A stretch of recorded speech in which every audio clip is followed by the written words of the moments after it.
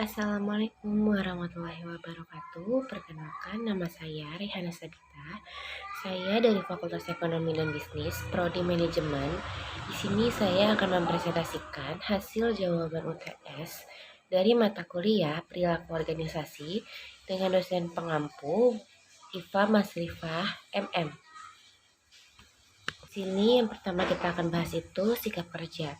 Sikap kerja adalah sikap atau perasaan seseorang terhadap suatu pekerjaan. Berarti kepuasan kerja seseorang tergantung pada bagaimana penilaian atau persepsi individu yang bersangkutan terhadap pekerjaannya. Penilaian tersebut bersifatnya individual, artinya antara individu yang satu dengan satu lain yang berbeda.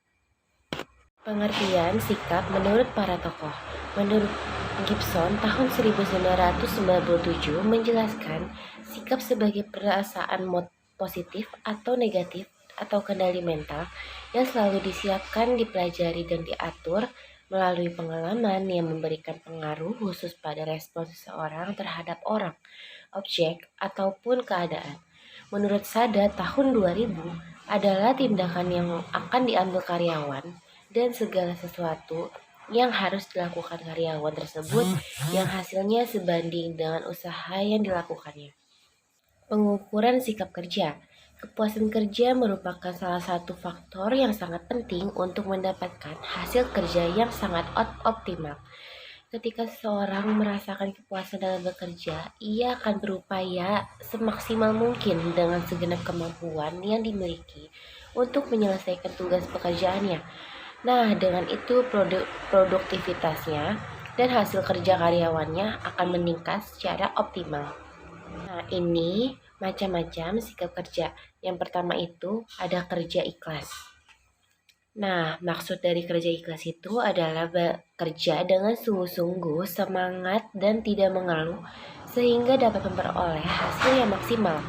Kerja ikhlas juga dilandasi dengan hati yang tulus. Contohnya, kerja ikhlas adalah seseorang bekerja sebagai operator produksi di salah satu perusahaan mobil. Pekerja tersebut tetap bekerja dengan sungguh-sungguh dan giat, walau gajinya tidak begitu besar.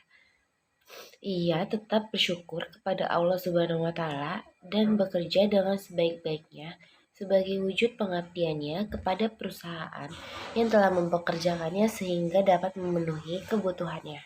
Ada kerja mawas terhadap emosional.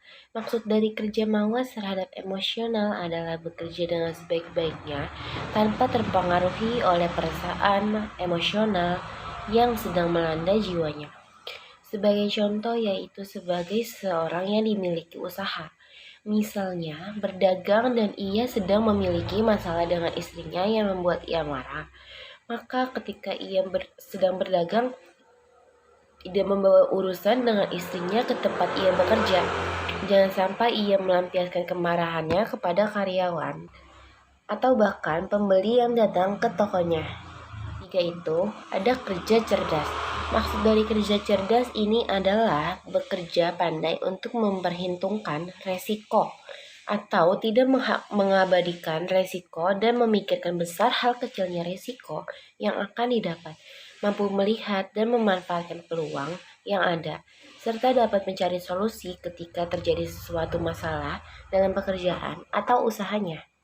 Ada kerja keras. Maksud dari kerja keras yaitu bekerja dengan bersungguh-sungguh, tidak mudah menyerah, dan tidak mengeluh, tidak membuang-buang waktu, dan memanfaatkan waktu dengan sebaik-baiknya.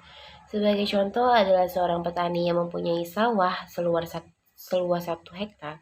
Ia harus menggarap sawahnya setiap hari dari pagi sampai dengan sore. Ia harus bekerja keras dan tidak bermalas-malasan supaya didapat hasil yang maksimal. Yang kelima, ada kerja tuntas. Maksud dari kerja tuntas adalah bekerja secara tuntas, tidak setengah-setengah. Selain itu juga dalam bekerja mampu mengorganisasikan bagian usahanya secara terpadu dari awal sampai akhir untuk dapat memperoleh hasil yang terbaik.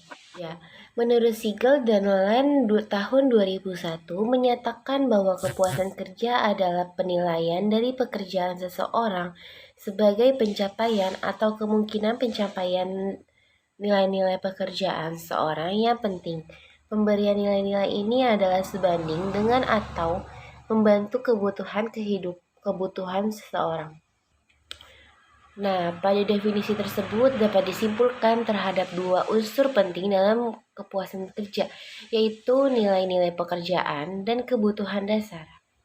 Bell dan Deep Boy dalam Munandar tahun 2001, kepuasan kerja adalah hasil keseluruhan dari derajat rasa suka dan tidak sukanya tenaga kerja terhadap berbagai aspek dari kehidupannya.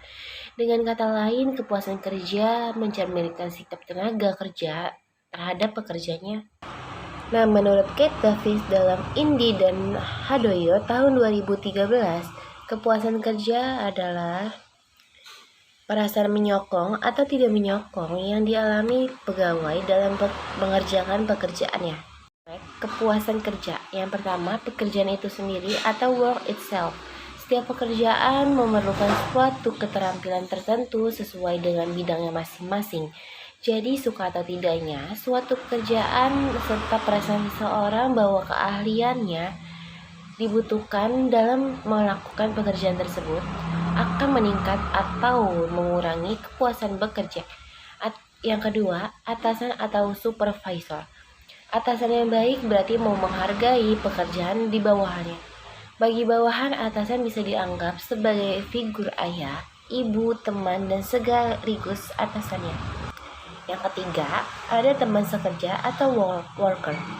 Merupakan faktor yang berhubungan dengan hubungan antara pegawai dengan atasannya dan dengan pegawai lain, baik yang sama maupun yang berbeda jenis pekerjaannya.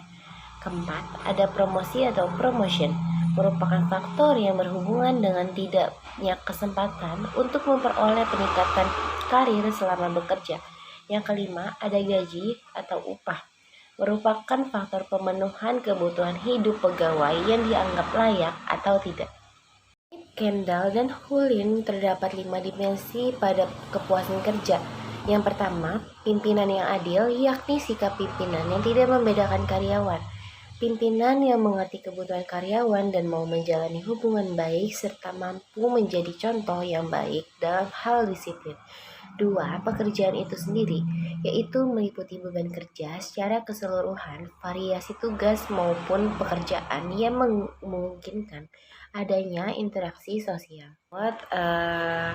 Sumber referensi yang saya dapatkan dalam pembuatan PowerPoint ini. Sekian, terima kasih. Kurang lebihnya mohon maaf. Wabillahi taufiq wal hidayah. Wassalamualaikum warahmatullahi wabarakatuh.